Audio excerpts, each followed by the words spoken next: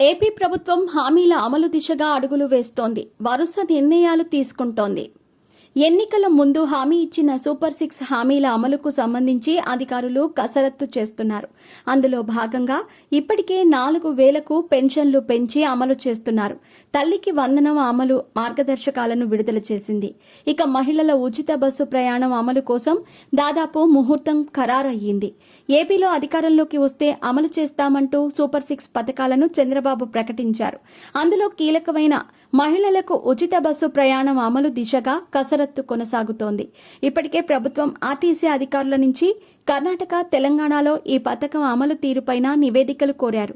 రోజుకు ఎంతమంది మహిళలు ప్రయాణం చేస్తున్నారు, ఎంత మేర భారం పడుతుంది, అమలులో ఎలాంటి సమస్యలు వస్తున్నాయి, ఆర్థికంగా తీసుకోవాల్సిన చర్యలపైన పూర్తి స్థాయిలో అధికారులు నివేదికలు సిద్ధం చేశారు.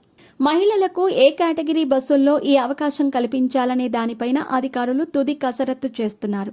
రాష్ట్ర వ్యాప్తంగా అన్ని రూట్లలోనూ ఈ పథకం అమలు చేయాలనేది ప్రభుత్వ ఉద్దేశం. అయితే ప్రస్తుతం ఉన్న బస్సులతో ఈ పథకం అమలు చేయటం ప్రారంభిస్తే సాధారణ ప్రయాణికులకు ఇబ్బందులు తప్పవని అధికారులు సూచించారు. కొత్త బస్సులు తీసుకునే వరకు పథకం వాయిదా వేయాలనే సూచనలు అందుతున్నాయి. అయితే ప్రభుత్వం మాత్రం పథకం అమలు వైపే మొగ్గు చూపుతున్నట్టు తెలుస్తోంది.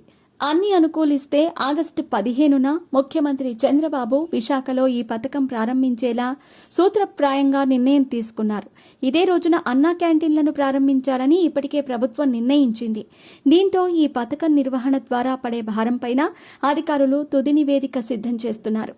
ఈ నెల 16న జరిగే మంత్రివర్గ సమావేశంలో ఈ నివేదికలపైన చర్చించి అమలు దిశగా ప్రభుత్వం తుది నిర్ణయం తీసుకునే అవకాశం కనిపిస్తోంది.